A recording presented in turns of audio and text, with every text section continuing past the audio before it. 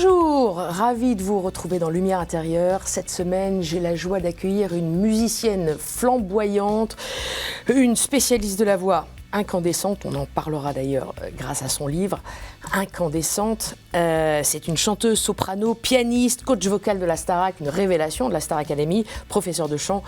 Je reçois Adeline Tognuti. Bonjour. Bonjour Adeline. Ravie de vous accueillir dans KTO, dans Lumière intérieure. C'est moi qui suis ravie. Merci. C'est la première fois. Oui, c'est la première fois. Mais j'ai entendu que du bien de votre émission. Je vous remercie. Et moi, j'ai entendu que du bien de vous, de votre énergie, de vos performances. Vous êtes la révélation de la Starac. Vous avez une actualité hyper chargée. Donc on va égrener d'ailleurs, hein. On part tout de suite parce que tout est en même temps. Oui, c'est toujours en même temps avec moi, c'est pas comme Monsieur le Président, mais c'est en même temps pour d'autres raisons. C'est ça. Alors déjà, il y a une méthode de chant qui va sortir, Anatomie du chant, qui sort en octobre, le 22 octobre. Le 23 octobre. Le 23 octobre. Peut-être le 22 à minuit, mais 23 octobre. Ouais. Bon, fin octobre aux éditions Marabout. Anatomie du chant, c'est aussi en lien avec Anatomie d'une chute ou le titre ? Alors écoutez, c'est l'éditeur qui a choisi ce titre et je me suis dit, est-ce que c'est pas un peu trop austère, Anatomie ? Et en fait, non, parce que ce livre a une particularité, c'est que c'est une méthode de chant qui va aussi bien pour les débutants que pour les experts. Je l'ai faite avec 26 spécialistes du corps et de la voix. C'est une première mondiale. 26 médecins, 26 personnes qui ont des expériences avec les chanteurs, de près ou de loin, voilà, qui ont donné leur voix, la voix des experts d'ailleurs, pour m'aider à faire ce livre, qui est une checklist vitale du chanteur, des points pivots, voilà, comment faire basculer ses habitudes vocales du bon côté. Et ce que j'aime, c'est qu'il y a plusieurs lectures dans le livre. Vous avez un endroit qui s'appelle la voix des experts, donc si vous voulez creuser, l'expert va corroborer tout ce que moi je dis d'un point de vue technique. Il y a un petit peu d'anecdotes, il y a, voilà, c'est riche. C'est foisonnant, et aussi c'est illustré. Alors oui, alors les dessins, ça nous a pris des années, oui, 70 illustrations. Ouais. Je me demande si on n'a même pas plus, mais bon voilà. 70 illustrations qui sont complètement inédites, qui ont été faites avec les chirurgiens. Voilà, c'est 5 années de travail, ça fait longtemps que j'y pensais. Et j'ai pu le réaliser, voilà. Et pour moi, c'est un accouchement. Alors, j'ai pas d'enfant, mais on va dire que c'est comme faire un enfant. Il y a plusieurs accouchements, parce qu'il y en a un juste à côté de vous dont on va parler aussi. Celui-là, il était douloureux aussi, mais pour d'autres raisons. Mais voilà. Vous parlez de 5 années, il y a 5 postures aussi que vous décrivez. Ah, mais vous êtes forte. 5 points pivots, voilà. 5 points pivots, postures essentielles à connaître. On va en parler tout de suite avant d'enchaîner sur les autres actus. C'est vrai, la posture, le mouvement laryngé, le mouvement, c'est très important. Dompter l'expiration. Active, ouais, l'expiration active. Active, agir sur les résonateurs. Les résonateurs ? Les résonateurs, c'est les parties qui sont au-dessus des cordes vocales, qui sont des cavités qu'on va faire résonner et qui font que ça vous donne votre signature vocale, ou alors ça fait travailler les registres de manière différente. Suivant tel ou tel résonateur, je vais plutôt partir en voix lyrique, ou alors je vais partir en voix pop, en voix rock and roll, ou faire du métal ou du rap, voilà. Donc je donne des vraies recettes, c'est vraiment tout mon laboratoire, c'est des vrais secrets. Et puis c'est aussi des remises à plat de choses, parce qu'il y a plein de règles en chant qui ont été un peu données comme ça et qui n'étaient pas hyper précises, etc. Donc on a tout remis à plat avec les médecins. Et je crois que c'est une vraie mine d'or. Une orthophoniste l'a lu il n'y a pas longtemps. Elle m'a dit que c'était la Bible du chanteur. Et ça fait longtemps qu'on attendait un livre comme ça. J'espère pouvoir le traduire en anglais aussi pour qu'il aille dans les autres pays. Voilà, c'est une grande œuvre en tout cas. Pour jouer toute la gamme, toute la partition en fait. Mais en parlant vous qui de ça, pianiste aussi. Les vocalises, c'est vrai. Vocalises. Vous dites qu'il y a une partie pratique. Et il y a la 5e posture, c'est d'ailleurs l'articulation des voyelles et des consonnes. Oui, c'est ça. On parlera de toute façon au long de cette émission de la voix, évidemment, puisqu'il y a toute une histoire liée à la vôtre et qui est très bien écrite dans ce livre. Alors ça, c'est l'une de vos actus, donc la sortie de l'Anatomie du chant, la sortie aussi du duo avec Vincent Niclot sur la chanson The Prayer de Céline Dion, sur son album. J'en suis tellement heureuse, ouais. Le 22 novembre, cette chanson, je la trouve très spirituelle. Une de vos chanteuses préférées aussi, Céline. avec Freddie Mercury. Oui, Céline, qui est une figure féminine très importante pour moi. J'en parle beaucoup dans mon autobiographie. D'ailleurs, je partage le même manager avec elle, donc c'est un honneur. Mais Vincent aussi, et Vincent Niclot aussi chez Valérie Michelin, que j'ai envie de dire que c'est la femme la plus rock'n'roll que je connaisse. On a beau croiser tous les artistes, Valérie Michelin est une femme très rock'n'roll, elle ose. Le rock, c'est d'oser, etc. Et donc, je partage cette scène avec Vincent. Et j'ai reçu le clip il n'y a pas très longtemps et c'est vraiment magnifique. Et cette chanson est très spirituelle, donc évidemment c'était beaucoup d'émotions pour Vincent et moi de la chanter ensemble. une tournée sur Heyman, Oui. spectacle musical qui retrace votre parcours et qui reprend d'ailleurs un peu le chapitrage qu'il y a dans votre livre qui accompagne votre autobiographie. On y vient aux éditions du Rocher, Incandescente pour toujours. Alors ce spectacle, il existe en 2 versions. Il y a une version acoustique que je viens de chanter à Avignon, qui a eu beaucoup de succès, donc j'étais vraiment ravie, que je fais avec piano et guitare acoustique. Et il y a une autre version qui est très rock and roll, où je manie du feu sur scène, je danse, il y a des reliques de danse avec les stars. Et puis c'est très très rock, qu'adore mon papa parce que il y a beaucoup de guitare, voilà. Vous êtes entre les deux, vous aimez le rock, le glam rock, c'est Queen, J'aime le tout. lyrique. J'aime même le rap. Le vous rap. savez. J'en ai amené beaucoup à la Starac. On a fait carrément bande organisée à la Starac l'année dernière. Donc moi, j'aime tous les styles. Dès qu'il y a de la musique, je suis présente. Vous avez une préférence quand même? Est-ce que vous étiez parti sur... J'aime l'opéra, ça c'est sûr. Je le façonne. Sur l'opéra. Je l'aime beaucoup. J'aime accompagner les chanteurs lyriques. Là, je partage un duo avec Vincent, quand même, qui chante en lyrique. Hein, Oui, dans c'est The chanteur Prayer. lyrique. Mais j'aime évidemment le rock. J'aime tout. Mais c'est vrai que dans ma playlist, on n'est jamais loin de Freddie Mercury et de Céline Dion, c'est sûr. The Show Must Go On, c'est votre chanson. C'est ma chanson, mais c'est la vôtre aussi. Je pense que c'est la chanson un peu de tout le monde. C'est une des plus belles chansons du monde. Tout s'enchaîne donc. On peut dire, ça c'est une expression que j'ai découverte dans votre livre, qui est aussi un titre de chanson. Vous savez ce que je vais dire peut-être. J'ai le soleil sur le nez. Voilà. Voilà. Vous avez le soleil sur le nez, Oui, la grâce en comme fait. si la grâce m'avait touchée, ouais. C'est ça, c'est une expression que vous avez forgée vous-même. Oui, et ça m'est venu, en fait, quand j'écrivais mon livre, j'étais assez énervée. C'était très dur d'accoucher de ce livre. Alors, les 2 livres ont été compliqués. Anatomie du chant, c'était très dur parce que c'était avec des médecins. Là, c'était très dur parce que je devais recracher un peu ma vie sur du papier. Et ça a été très douloureux, vraiment. J'étais assez énervée quand j'écrivais ça. Énervée. Oui, des fois j'étais énervée parce que j'arrivais pas à trouver les mots. J'arrivais pas à raconter ma vie en la tirant vers le haut, en la rendant à la fois souple et légère et en même temps profonde. Quand j'écrivais, c'était plutôt quelque chose qui était très dur. C'était comme des larmes de sang qui coulaient et ça m'énervait parce que les gens à la télé m'ont vue toujours positive et toujours à me transcender.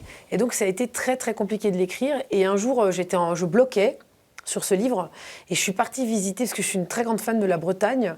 On en parlait dans les coulisses d'ailleurs avant de commencer l'interview. Et je suis allée au château de Combourg où il y avait Chateaubriand qui a écrit Les Mémoires d'Outre-Tombe. Et c'est très drôle, je me suis assise sur le banc où il s'asseyait avec sa sœur Lucille. Et c'est là qu'il parle d'une phrase où il dit que le souffle divin l'a touché. Et quand j'étais sur ce banc, le soleil est revenu sur mon nez.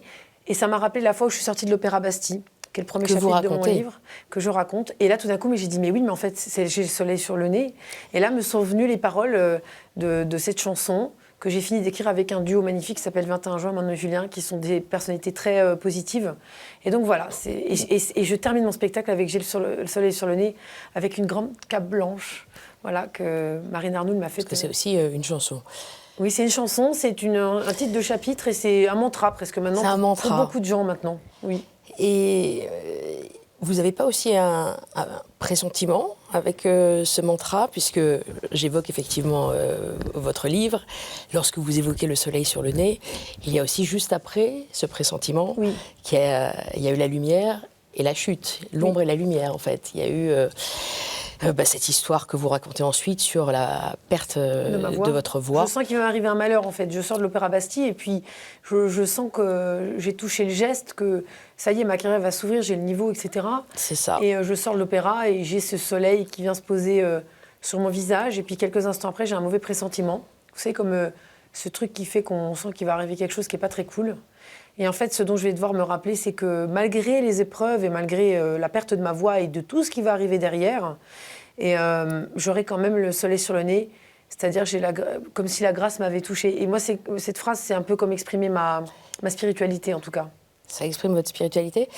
Mais justement, comme vous parlez, vous avez en ce moment le soleil sur le nez, vous n'avez pas ce pressentiment, en tout cas, à ce moment-là. C'est fini, c'est derrière vous. Là, maintenant, des fois, je flippe un peu. Ça m'arrive de flipper, mais l'expérience me fait dire que on a un chemin ici et que on doit le suivre avec les épreuves, mais qu'il faut toujours garder une forme de lumière, c'est-à-dire ce soleil sur le nez, pour aller jusqu'au bout de sa vie et repartir léger, voilà. Le plus dur est passé. Je sais pas, hein, mais une grosse Il faut dire partie qu'il du dur. y a aussi ce que vous racontez, hein, vous étiez allé voir un rebouteux qui avait aussi un peu prédit une espèce de chute avant un énorme rebond. Oui, et ça m'avait beaucoup énervé Ouais. qu'ils me disent que j'allais avoir une catastrophe. Mais après, je me suis dit, il m'a dit, vous avez l'impression qu'on va vous jeter au milieu de l'océan et que vous allez crever. Mais vous allez atteindre l'autre rive, Adeline. Et je vous dis ça aujourd'hui, c'est pour que vous vous rappelez de ces mots, vous allez vous en sortir. Il faut garder la foi, etc. Et donc, ça m'a énervée. Et après, je me suis dit, il avait raison, ce monsieur. Puisque vous avez enchaîné effectivement des épreuves. La perte de cette voie, en plus, par un accident domestique un peu bête, une cheminée avec Une cheminée mal installée. Hein. mal installée avec des gaz toxiques qui a affecté vraiment irrémédiablement votre voie. Mais vous en êtes sorti avec beaucoup de patience, d'attente et puis de persévérance, hein, puisque vous la vouliez, hein, ces opérations, les vouliez. Et ça a rétabli quand même votre voie. Ce qui a surtout rétabli, c'est pas les opérations, les chirurgiens le disent, c'est le fait que j'ai rééduqué, moi, derrière mes opérations. En fait, je suis devenue prof de chant. Oui. Par la force du destin, comme on dit. Et en fait, j'ai aidé des centaines et des centaines de chanteurs à retrouver leur voix ou à la développer, et d'autres à des personnes qui avaient eu des cancers, des choses comme ça. Donc je m'en suis occupée, et en fait, en guérissant les autres, je me suis guérie moi-même. C'est comme si je m'étais fait une grande rééducation générale pour moi, et ma voix est revenue. Et donc, les opérations m'ont permis d'avoir un mieux, mais c'est vraiment ce travail au quotidien. Et puis aussi, je me suis entourée d'une équipe de médecins et de spécialistes qui se sont occupés de moi, des ostéopathes, des masseurs, des gens qui m'ont aidé à traiter le corps sous toutes ses formes pour essayer de lui redonner un second souffle et de ramener ma voix. Et c'est cette même équipe de médecins qui est dans ma méthode Anatomie du chant. Et dont Jean Charmoy, dont on parlera. Alors, voilà. je résume les épreuves, ça c'est l'une des grandes épreuves. Et la deuxième, juste après, un peu en même temps, c'est effectivement votre relation avec un compagnon qui a été violent, d'où vous avez tiré le titre « Vivre ». Qui est un chapitre et qui est aussi votre chanson, une des chansons phares. Et la chanson, enfin on se souvient tous du clip, pour la campagne contre les violences conjugales. Je vous propose d'écouter Vivre.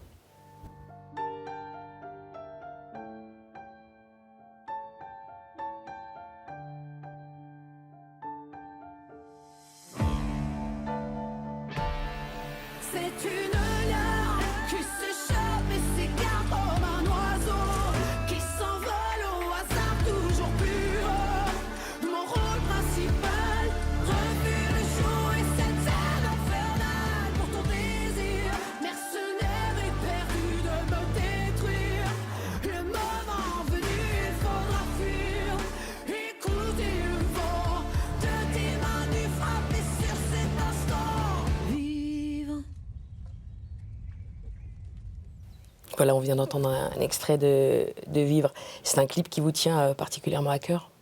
Oui. Quand ma manager, Valérie Michelin, a décidé de faire de cette chanson un clip, je lui ai dit, Valérie, si on fait un clip, on y va vraiment. Et quand je suis venue avec mes petites notes, avec mon synopsis que j'ai écrit, Valérie m'a regardée comme ça, avec le réal, et m'a dit, Aline, tu es sûre que tu vas aller là ? C'est très très fort, etc. C'est peut-être trop, ça va peut-être être carrément censuré sur les plateformes. Ben, je lui ai dit, on va aller jusqu'au bout, jusqu'à qu'on soit presque censuré, je vais aller à la limite, quoi. Il n'y a pas de clip comme ça qui existe avec autant d'images explicites. J'avais la pression, de montrer les vraies choses, voilà. Et donc, j'ai envoyé les clips à une grande organisation internationale. Et on m'a répondu que ce clip n'était pas vrai parce que ça se tournait dans une maison bourgeoise et que la violence n'était pas dans les maisons bourgeoises mais plutôt dans les milieux pauvres, ce qui m'a fait m'étouffer quand j'ai reçu ça. Et en fait, on a pris cette maison parce que la maison, on s'en fout de la maison en fait, elle avait l'espace, elle avait la chapelle, c'est un lieu qui avait un domaine qui avait tout. Mais ce qui est important, c'est ce qui se passe avec celui qui joue le compagnon. Et c'était ça que je voulais montrer, voilà. Et je voulais cette grande prairie verte, parce que mettre le piano là au milieu, pour moi, ça représentait, voilà, c'était très fort dans mon imaginaire, etc. C'était important de le faire, de le tourner, et ça a été très dur de le tourner. Ça a dû être très dur de retourner des scènes comme une reconstitution. J'étais énervée aussi. Quand on l'a tourné, c'était la veille, j'étais très très mal, etc. Et j'en ai perdu ma voix. J'avais un concert quelques jours après où je devais rejoindre une amie qui chantait à la Cigale. Et en fait, j'ai pas pu y aller parce qu'on a eu beau mimer les scènes de violence. J'ai eu très mal au crâne, je me suis fait mal au cervical, j'étais pleine de bleu. Et donc, j'ai pas pu sortir de chez moi pendant une semaine. Vous en êtes sorti et brillamment avec ce clip qui a marqué tout le monde. Et ce livre maintenant qui va marquer, qui brûle, Incandescente, pour toujours. C'est quand même un sacré titre. Ça vous va bien? Allez, on enchaîne avec la deuxième partie de l'émission. C'est la partie dans laquelle je vais m'éclipser. Je vais vous proposer 4 mots et on va continuer à dérouler un peu votre parcours et feuilleter les pages. Merci. À tout de suite.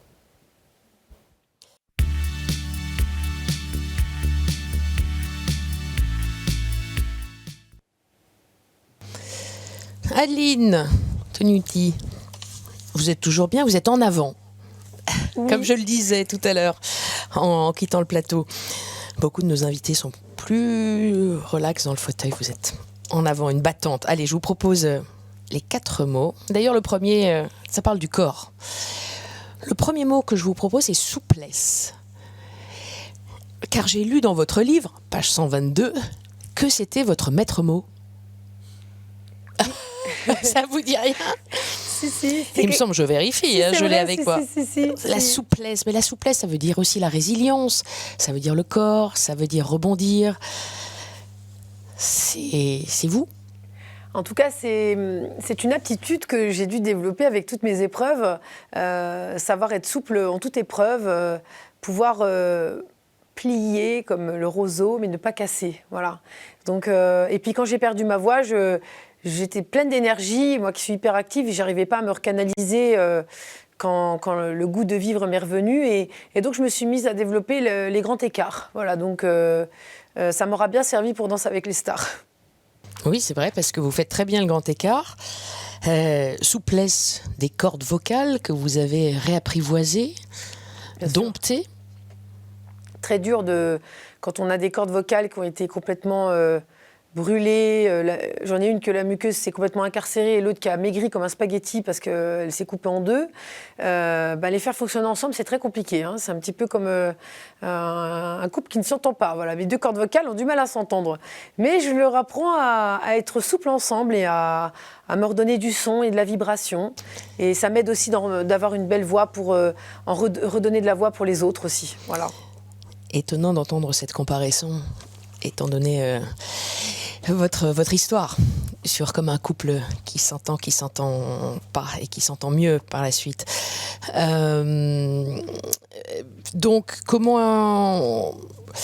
est-ce qu'on est souple aussi, résilient? Parce qu'il y a la souplesse du corps, il y a la souplesse de l'esprit, la résilience qui vous anime depuis toujours.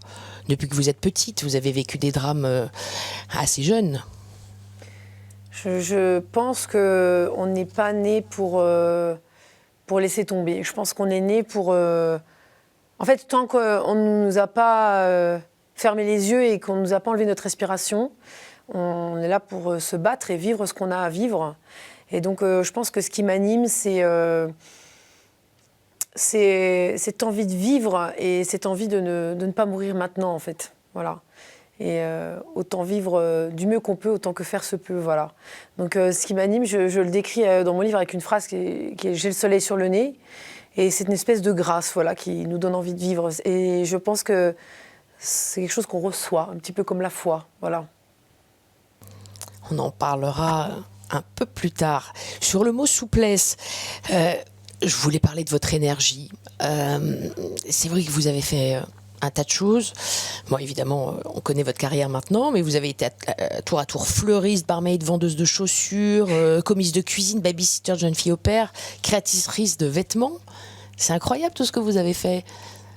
Je suis très créative depuis que je suis petite. Je supporte pas de m'ennuyer, voilà. Et donc, j'adore créer, j'ai toujours plein d'idées pour tout. J'adore faire le montage de mes films. Quand on fait un spectacle à Bobino, par exemple, et qu'on le capte, j'embête tout le monde. Je fais le réalisateur, je règle la moindre lumière. Le costume, je le dessine avec la créatrice, etc. Donc oui, j'ai plein d'idées. Et quand je ne crée plus, c'est là qu'on peut s'inquiéter de se dire que je ne vais pas très bien, voilà. Et quand vous étiez petite, vous composiez pas, vous qui étiez très musicienne, au départ clarinettiste, puis ensuite vous avez laissé tomber pour le chant. Encore une histoire de souffle d'ailleurs, mine de rien. Oui. Et le piano aussi, bien sûr. Alors comment passe-t-on comme ça d'un instrument à l'autre? Alors quand j'étais petite, en fait, j'écrivais des poésies. Voilà, je les ai retrouvées il n'y a pas très longtemps parce que mes parents vont déménager en Bretagne et ma mère m'a dit bon, il faut quand même que tu reprennes tes affaires.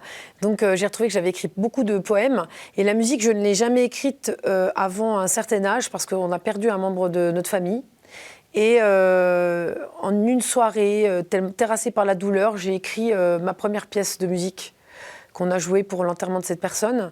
Et voilà, moi j'ai écrit dans la douleur. C'est toujours ça le problème, c'est que je crée en étant heureuse, etc. Mais d'écrire de la musique, tout ça, il faut que j'aille chercher au fond de moi. Et c'est toujours une démarche un peu douloureuse d'écrire un livre, d'écrire de la musique. Mais c'est comme ça que je trouve les choses les plus profondes à l'intérieur de moi. Voilà, je descends un peu comme quelqu'un qui va en souterrain, là, comme ça, en spéologie. Là, et je vais chercher à l'intérieur de moi et c'est toujours un peu douloureux. En tout cas, vous faites résonner vos douleurs et vous les mettez en musique de façon généreuse, puisque tout le monde a droit à votre soleil sur le nez. Il y a un mot qui revient dans votre livre au tout début, c'est muétitude. Oui. C'est un mot que vous avez inventé? Oui, aux grandes dames de mon éditeur. Ah bon? Oui, parce que moi, j'invente des mots. J'aime beaucoup inventer des mots. Voilà. J'ai passé peut-être trop de temps avec le docteur Jean Charmoy, qui était mon psychiatre, qui est lacaniste et qui adore aussi la sonorité des mots, etc. Mais voilà, il fallait que je trouve un mot à mon état. C'était quelque chose de thérapeutique pour moi. Parce que dire qu'on est muette, bon voilà. Voilà, en fait, muetitude, c'est une contraction entre muette et finitude. Voilà, voilà. Et je me disais qu'un jour, ça allait se finir d'être muette, donc ce serait ma muetitude. Voilà. Ah, joli. Donc maintenant, vous êtes en pleine mutitude. Là, je ne sais pas ce que je suis. En altitude. En altitude, peut-être. Allez, je vous propose le deuxième mot. C'est le mot... C'est un mot qui vous caractérise aussi, je crois, et à plusieurs sens. Le mot feu. Ah. Feu. Ça aurait pu être énergie, flamboyance, incandescence, évidemment, qui résonne avec le titre de votre livre. Feu. Ça vous parle à plusieurs niveaux? Oui, le feu, c'est à la fois positif et négatif pour moi parce que c'est le feu d'une cheminée qui a éteint ma voix et c'est mon feu intérieur qui m'a permis de m'en sortir. Et le feu, c'est aussi ce que je manie en scène. L'autre fois, j'ai un petit peu déconné parce que je manipule des boules de feu dans mes shows. Et l'autre fois, j'ai voulu faire plus d'explosions pour animer la foule au festival et je me suis un peu brûlée quand même. Et feu, parce que je dirais que c'est la couleur de mes cheveux. Voilà, hein, une couleur que j'ai choisie comme ça. Donc, et incandescente, pourquoi? Parce que c'est une braise qui ne s'éteint jamais. Donc... tant qu'on nous a pas, je dirais que tant que là-haut on nous a pas fermé les yeux, ben on se doit de briller, de toujours garder notre feu intérieur et de ne pas se laisser s'éteindre malgré les épreuves de la vie. Donc oui, le feu, c'est beaucoup de choses pour moi. Cette chevelure incandescente, c'est un peu un fétiche, elle vous porte chance? En tout cas, on me reconnaît grâce à elle. Je dirais ça. Des fois, je suis tentée de l'enlever et tout le monde se fâche. Voilà. C'est un sujet de conversation quand j'ai envie de me teindre en blonde ou... vous hésitez parfois? Non, des fois j'ai envie d'enlever ma couleur de cheveux parce que je me dis bon, à quoi bon je sais pas, c'est peut-être une forme de rébellion, je ne sais pas. Ça fait combien d'années? Depuis 2008, je dirais. Voilà. Elle vous a porté quand même cette chevelure flamboyante. Ben, en fait, c'était comme Mylène Farmer, aussi l'une de vos idoles. Oui, j'aime beaucoup Mylène. En fait, c'est comme si ça révélait en fait cette couleur, ce que moi je suis à l'intérieur de moi. Voilà. Et donc c'est vrai que ça me correspond et que d'ailleurs c'est très pratique pour les stylistes parce que grâce à cette couleur de cheveux ils arrivent à bien m'habiller parce que j'ai la peau très claire, donc ça permet de faire des designs très sympas, voilà. Mais ouais, des fois j'ai un peu ma crise, j'ai envie de tout enlever ou pour passer inaperçu aussi. Parce que quand on fait pas mal de télé, c'est vrai que quand je vais au restaurant, tout le monde vient me parler et tout ça, donc c'est génial, j'adore et tout. Puis des fois je me dis oh bon, puis j'en ai aussi un peu fatiguée de refaire toujours la couleur là, c'est un peu de la fainéantise. Et quand les gens viennent vous parler, je transmets mon feu intérieur. Voilà, première chose que j'essaie de faire. Parce que je m'aperçois que j'ai pas mal d'énergie et j'essaie de la donner à quiconque vient croiser mon regard ou ose venir me parler. Voilà, j'ose lui donner mon feu. Cette célébrité vous porte. Je ne sais pas combien de temps elle sera là encore, parce que on ne sait pas si c'est éphémère ou pas, mais en tout cas, ce feu intérieur, lui, il est là jusqu'à ma mort. C'est sûr. C'est vrai qu'en choisissant le mot feu, j'ai hésité quand je vous vois avec le mot orange. Votre chevelure aussi un petit peu, mais aussi orange, c'était la tenue du docteur Charmoy. Ah oui, c'est vrai. Je l'ai lu dans le livre, j'ai dit, il y a beaucoup de ces couleurs très orangées qui apparaissent dans ce livre, coloré finalement, et couleur feu, effectivement, un peu partout. Ce docteur dont on parle et qui vous a aussi sauvé, d'une certaine façon. Oui, Jean, je l'aime, je l'adore, et on se parle souvent, et Jean, qui est un psychiatre incroyable, à qui j'ai demandé maintes fois des antidépresseurs, et qui m'a dit que je pouvais m'en sortir sans les antidépresseurs en travaillant, au lieu de penser. Il m'a dit, Adeline, il faut arrêter de penser, parce que quand on pense, on rate ses contrutes, et quand on pense, on angoisse. Donc il faut arrêter de penser, il faut créer, il faut travailler, et c'est comme ça que vous allez vous en sortir. Ça paraît peut-être bateau quand je l'ai dit comme ça, mais le docteur Charmoy a l'art de réveiller l'enthousiasme chez ses patients. Je l'ai vu sauver des gens qui étaient laissés pour presque morts, qui étaient internés, etc. Et Jean Charmoy les a sauvés. C'est un grand homme et dont le feu intérieur ne s'arrête jamais. Et c'est vrai qu'il porte toujours des couleurs complètement hallucinantes. C'est orange, jaune ou rouge. Ou des fois un peu de noir pour habiller tout ça, et ses lunettes sont rouges, voilà. Et c'est un homme incroyable qui a vécu une vie, qui a failli être prêtre d'ailleurs, avant d'être psychiatre, avant d'être médecin, avant d'être psychanalyste et avant d'être chanteur. Il a failli être prêtre, parce qu'il avait perdu ses parents très très jeunes. Et donc Jean et moi, on s'adore, voilà. Et j'espère qu'on se retrouvera dans une prochaine vie. Vous avez des points communs en tout cas, vous êtes bien trouvés. Ah ben les deux ensemble. Deux personnalités flamboyantes. Les deux ensemble, je peux vous dire qu'au restaurant, on nous entend parler parce qu'on parle tous les deux très fort. On adore l'italien, on adore l'opéra et on est toujours en train de se challenger pour de nouveaux projets. Et cette méthode de chant, je tiens à le remercier, Jean, parce que c'est grâce à lui aussi. Donc il m'a beaucoup porté depuis le début, vous savez, je lui dois beaucoup à Jean Charmoy. Et c'est avec lui que vous avez créé aussi votre première école, la CALIP, le Centre d'art lyrique de Paris. Oui. Qui réunit donc des spécialistes pour faire avancer science et musique. Science et voix. Science et voix, science et musique. On essaie de sauver un petit peu tous les jours quelque chose avec tous ces médecins avec qui on est réunis. Et on essaie de faire avancer les choses. Et j'ai rarement vu des personnes aussi humbles et dont le cœur n'égale que le talent. Voilà. Le feu, c'est ce mot dont on parle, le feu qui brûle, le feu qui dévore, qui réchauffe ou qui éclaire. C'est tout ça pour vous, le feu? Oui. C'est aussi se brûler les ailes? Ah oui, pour moi, le feu, c'est à la fois... En tout cas, le feu est synonyme de mouvement. Donc, comme la vie n'est que mouvement et que le chant n'est que mouvement, voilà, le feu, en tout cas, vous fera aller dans une direction ou dans l'autre. C'est ça que je peux dire. C'est une énergie inépuisable et ça vous pose dans un endroit ou dans l'autre. Et il y a le feu qui est sacré aussi, des fois. Donc, sacré, dirait Dr Charmoy, et sacré quelque chose aussi, comme créer. Un lacanien. Oui, oui, il vous dirait ça. Voilà, sacré. Je vous fais son interview. On va passer du feu sacré à ce troisième mot. On passe du feu à la foi. 3 lettres. Oui. Un F. La foi. Vocabulaire religieux revient pas mal dans votre livre. Concernant le chant, j'ai relevé une rigueur monacale, la musique qui est devenue pour moi un sacerdoce. D'ailleurs, vous faites souvent le comparatif entre la foi et la musique. Oui, c'est vrai. Après tout, on n'est qu'à une lettre, hein. Foi, joie. Est-ce que la foi, c'est pas une joie qu'on souffle un peu? Moi, je pense.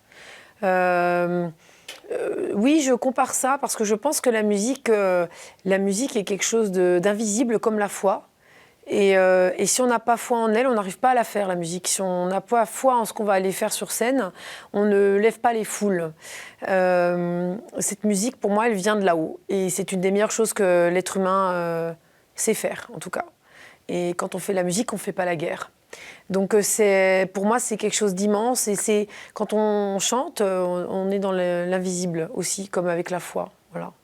Et ben voilà, donc je les compare souvent. Et puis pour moi, si je devais dire quelque chose, c'est que la musique fait partie intégrante de ma foi et ma foi fait partie intégrante de ma musique. Quelle est-elle, votre foi? C'est une foi uniquement musicale? Il y a des prières aussi dans votre parcours que vous racontez. Oui. Des prières pour vous, des prières pour les autres. C'est vrai. La foi, en fait, moi, je suis de confession protestante. En tout cas, ma mère m'a fait baptiser ainsi. J'ai eu la chance d'étudier beaucoup de religions à l'université. C'était un des bons points de la Sorbonne, ça. J'ai fait pas mal d'études de théologie transversales, voilà, dans mon parcours de musicologue. Et la musique, elle est quand même toujours liée à la foi, parce que l'expression de la plupart des religions passe par toujours un chant, un psaume, une prière chantée. Je trouve que les incantations, tout ça, ça va. La musique va de pair avec la foi, en tout cas. Donc, pour moi, elles sont étroitement liées. Après, il y a les prières qui sont issues de livres bibliques, de choses comme ça. Puis il y a les prières qui viennent simplement du cœur, qu'on adresse des fois à Dieu ou alors à un univers, on n'arrive pas à le nommer. Et en tout cas, ce parcours intérieur est très important. Et moi, j'essaie de l'habiter chaque jour, de parler en tout cas à cette grâce et je demande tous les jours à ce qu'elle m'habite. Et si des fois je doute un peu d'elle, quand c'est dur, il y a un moment où la foi me revient toujours, c'est quand je chante. Je peux toujours faire la gueule et être fâchée contre tout, contre le bon Dieu, comme mon père l'appelle. Quand je me monte sur scène et que je chante, ou que je suis simplement derrière mon piano, et je peux vous dire que si on ne croit pas en Dieu, on y croit au moins pour quelques secondes. C'est comme une prière. Oui.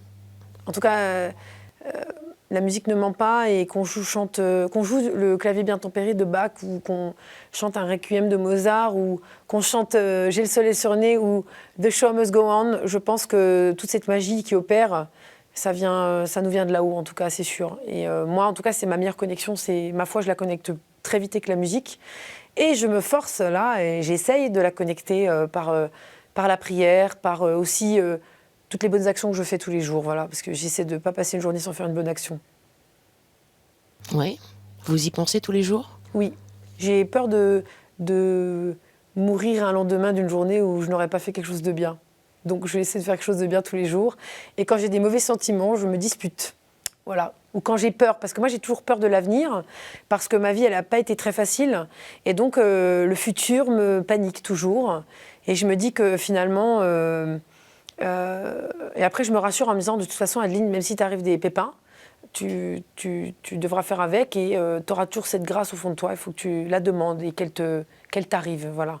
Ce qu'on appelle la justification par la foi. Voilà. J'essaie de la recevoir en permanence. Et le fait de faire des bonnes actions tous les jours, c'est un peu acheter son ciel.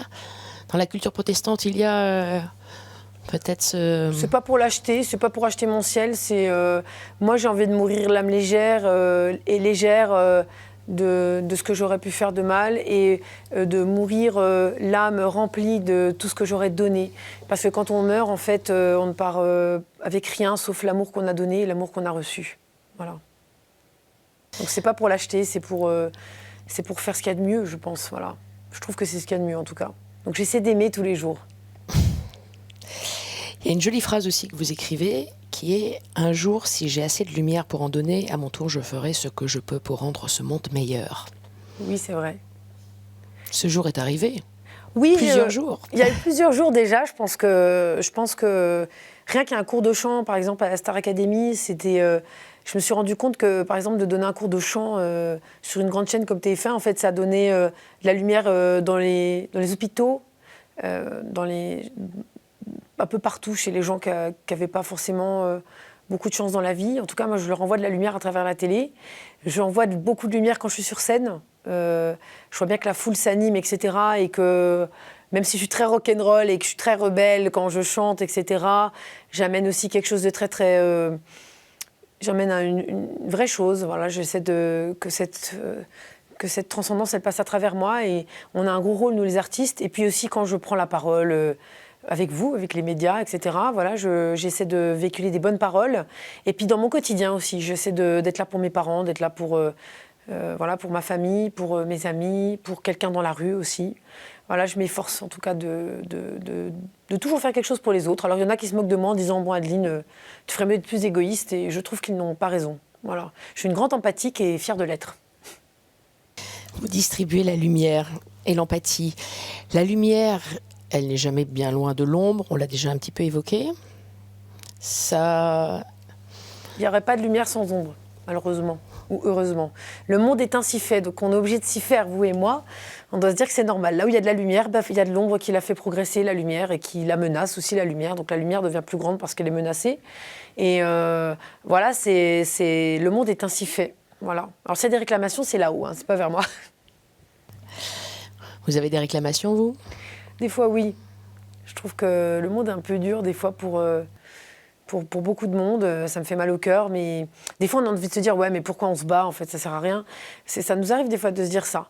Puis après, je me dis, non, Adeline, même si tu as amené 1 gramme de lumière à quelqu'un, quand il va prendre un cours de chant avec toi, avec ton livre, ou parce que tu as aidé quelqu'un dans la rue qui n'avait pas d'argent, bah, je me dis, voilà, bah, au moins, tu as fait ça bien, et ça permet à cette lumière de persister, de subsister, et peut-être de grandir, parce que si on est beaucoup à faire ça, bah, on la fait grandir, voilà. Vous êtes très humble parce qu'il y a toute une partie qui occupe votre livre que vous n'évoquez pas et qui résonne avec ce mot foi. C'est quoi ? La prière et cette lumière que vous répandez, c'est la relation que vous avez eue avec la jeune Charlotte, cette jeune femme de 20 ans, atteinte d'un cancer de la gorge, et que vous avez accompagnée jusqu'à la fin. Vos propos sont très touchants et d'ailleurs vous nous partagez les lettres qu'elle vous a laissées. Oui, ça me fait beaucoup d'émotions quand vous me parlez de Charlotte. C'est un peu dur de mourir si jeune, voilà. Et de mourir sans voix. C'est assez dur. Pour moi et Carla, son infirmière, de l'amener au bout. Je lui dédie beaucoup de choses que je fais.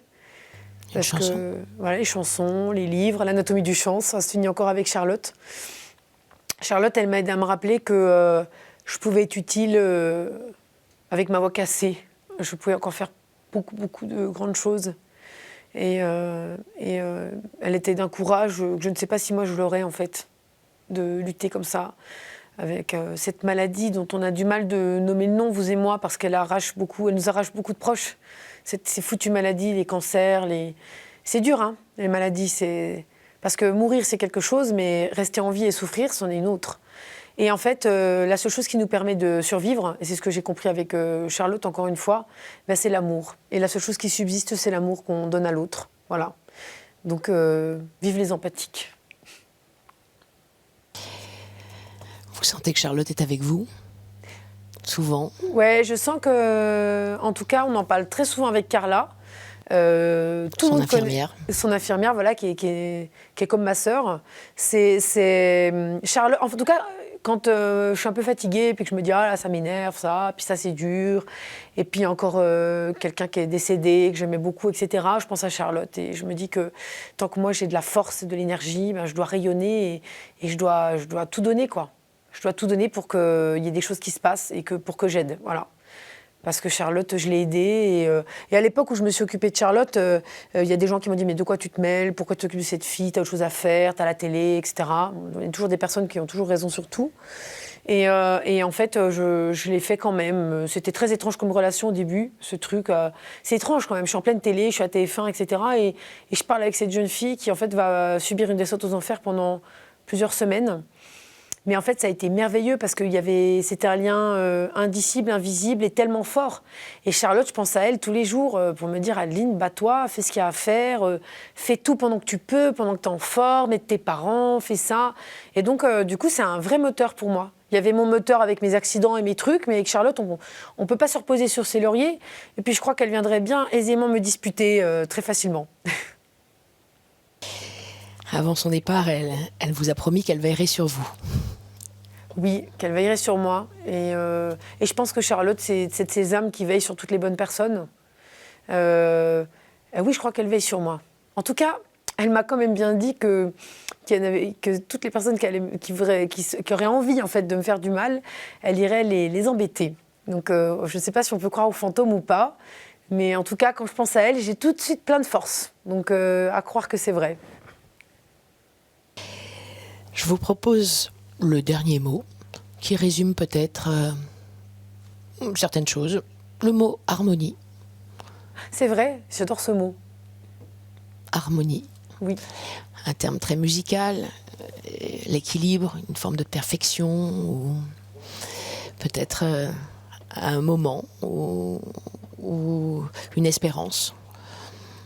Je suis très contente que j'ai choisi ce mot, parce qu'on ne me le donne pas souvent, même jamais, je dirais c'est la première fois, alors que pour moi, c'est ce que je recherche en ce moment, c'est drôle.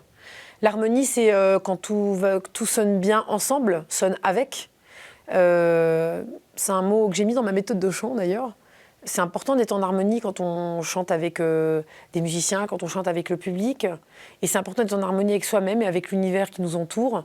Et moi, je cherche beaucoup en ce moment de paix intérieure, malgré tout ce tourbillon dans lequel je vis, qui est, vous l'avez cité, une actualité un peu folle, etc. Mais j'essaie d'avoir une certaine forme d'harmonie intérieure, parce que je crois que c'est très important de trouver ça à un moment de sa vie. Et c'est ce qui rend heureux, je crois, d'être en harmonie, d'être soi-même. D'être soi-même. D'être soi-même avec les autres. Parce que d'être soi-même tout seul, il y en a que voilà, ça ne sert à rien, c'est d'être soi-même parmi les autres. Être authentique. Être authentique, oui, et d'être en paix. C'est important d'être en paix, malgré tout ce qui nous arrive. Et vous l'avez atteinte, cette harmonie? On va dire que j'essaie de l'entretenir.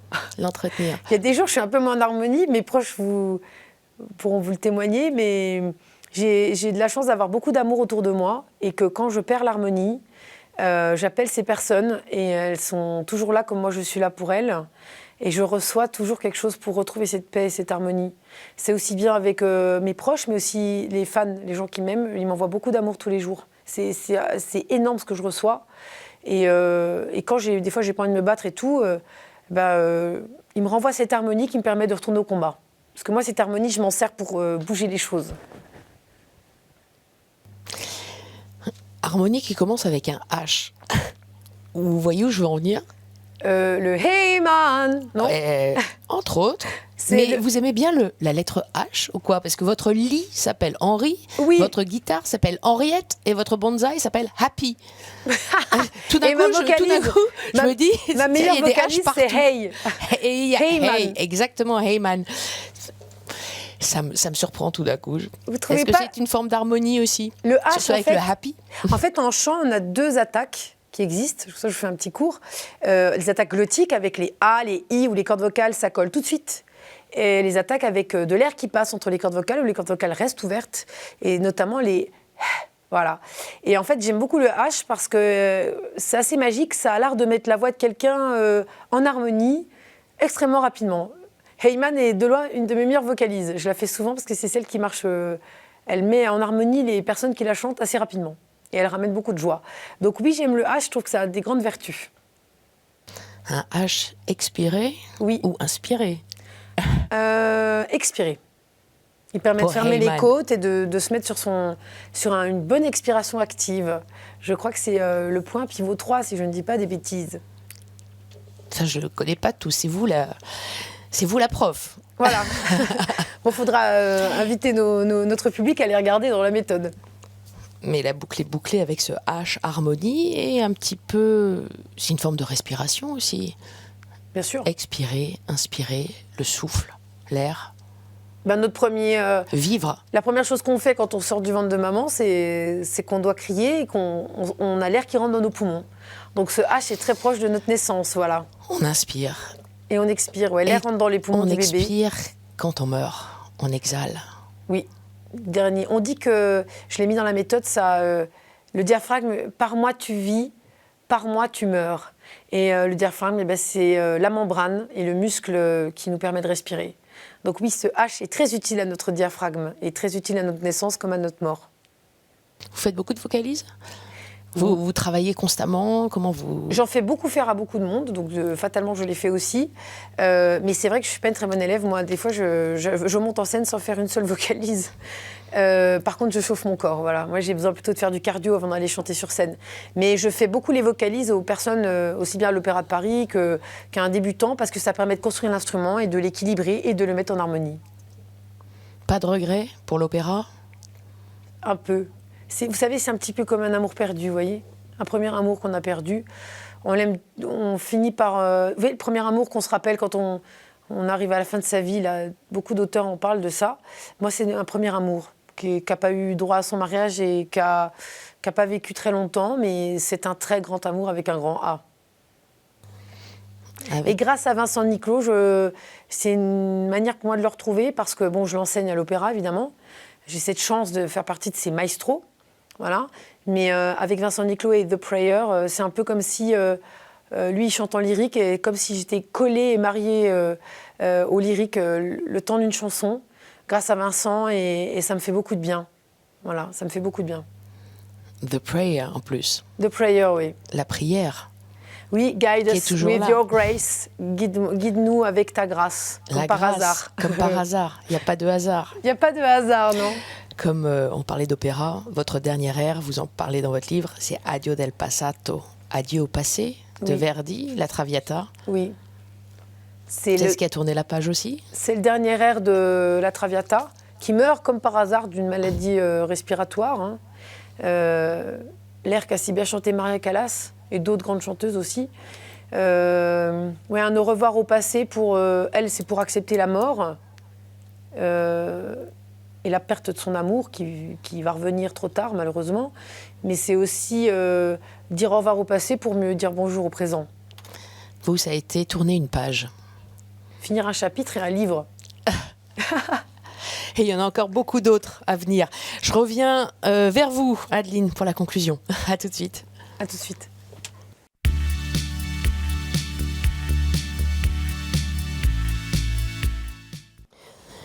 Adeline Tonuti, je suis de nouveau en face de vous. Vous êtes de retour. Je suis de retour et non pas à côté. Alors, comment est-ce que vous avez vécu cette expérience, vous qui connaissez les cabinets de psy quand même? Bah moi, j'ai beaucoup aimé et il n'y avait pas de fantômes, donc ça va. Ou sinon des fantômes bienveillants. Protecteurs, voilà. Protecteurs. Mais, non, j'ai beaucoup aimé. C'est une autre manière de voir les choses, de partir d'un mot pour évoquer tout ce qu'on a à dire. Et j'ai un cerveau qui fonctionne vachement comme ça en plus, moi. Donc, j'ai beaucoup aimé. Est-ce qu'il y a un mot que vous avez préféré parmi les quatre? J'étais contente qu'on parle d'harmonie parce que c'est un mot qui est très important, que j'évoque beaucoup dans mon intimité. Et que c'est vrai qu'on n'a jamais verbalisé vraiment. Donc ça faisait du bien d'en parler, oui.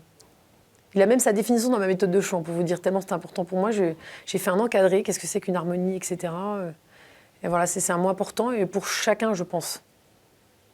Trouver cette harmonie dans la vie, au quotidien. Oui, et dans la musique aussi. Et dans la musique, bien évidemment. C'est important. Quels sont vos prochains défis? On va reparler de l'actualité qui est foisonnante. Oui. La boucle se boucle de nouveau, mais il y a d'autres choses prévues? Bah écoutez, ce livre-là, qui a eu un joli succès, on essaie de le transformer en fiction. Donc, c'est un scoop, hein, je ne l'ai pas encore dit. Donc, on a un producteur et là, on est sur ce projet-là. Donc, je ne sais pas quand ça aboutira, parce qu'avec le cinéma, c'est toujours cinéma ou alors à la télé, hein, je ne sais pas. Ça met toujours du temps, c'est un grand projet pour moi. Et c'est l'occasion de remettre un peu l'éclairage sur Charlotte, dont on vient de parler, et puis sur ma famille aussi. Parce que pour trouver un acteur qui va faire mon papa, attention, hein, il va falloir Bertrand Facteur. Bertrand Facteur. On vous appelle d'ailleurs parfois la fille du facteur. Oui, toujours. Je suis la fille du facteur. D'ailleurs, les gens continuent. Papa est en retraite et les gens continuent de dire ça va facteur, etc. De cette famille, voilà, qui est. C'est vrai qu'on n'a pas développé sur toute la famille, mais ça, je vous invite vraiment à lire votre livre Incandescente pour toujours. Il y a des scènes très drôles parce qu'on il y a des scènes drôles, il y a des scènes plus douloureuses. On pourrait croire que le livre est que quelque chose d'assez larmoyant, pas du tout. Et en fait, il y a des scènes dans ma famille, on est des comiques. Et on est vraiment une famille qui sait aussi rigoler, etc. et qui se chamaille.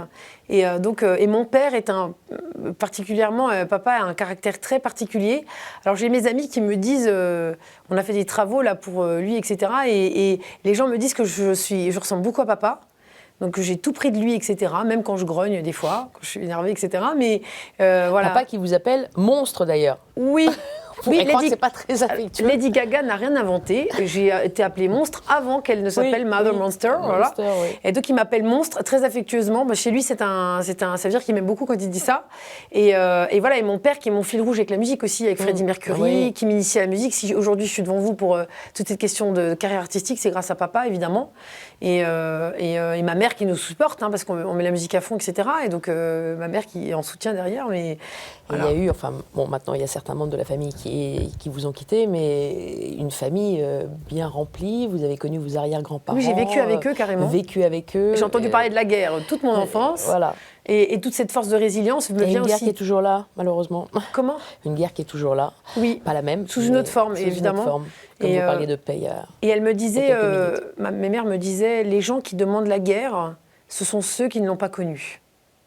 Voilà, donc voilà, je n'aime pas la guerre. Je suis une guerrière, mais j'aime pas faire la guerre du tout. Et voilà, donc c'est une famille assez et qui demande qu'on soit à la hauteur, parce que quand on voit qu'ils ont sauvé ils ont été des justes, voilà, ils ont sauvé des juifs, voilà, de la déportation, etc. Moi, derrière, il faut que j'assure, parce qu'on peut pas faire, il faut se mettre au même niveau, voilà. Moi, je crois que c'est le cas. On est attendu. Une guerrière et femme de paix et femme d'harmonie. Oui, j'ai envie de véhiculer ça. On va terminer là-dessus. Je rappelle le titre de votre livre. On peut commencer par ça. Incandescente pour toujours aux éditions du Rocher. Heyman, votre spectacle.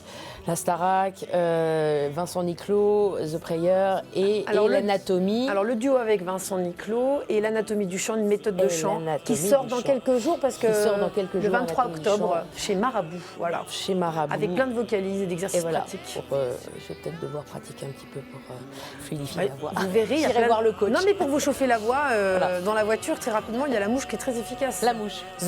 Ça chauffe les cordes vocales en un temps record, et pour des super présentatrices comme vous, c'est super. C'est parfait. Il y aurait de la mouche partout ici, c'est ça après. C'est ça. Merci beaucoup Adeline. C'est moi qui vous remercie. Merci à vous. Derrière vos écrans, comme d'habitude, vous pouvez retrouver le replay de cette émission sur kto-tv.com. On se retrouve la semaine prochaine. Bonne soirée.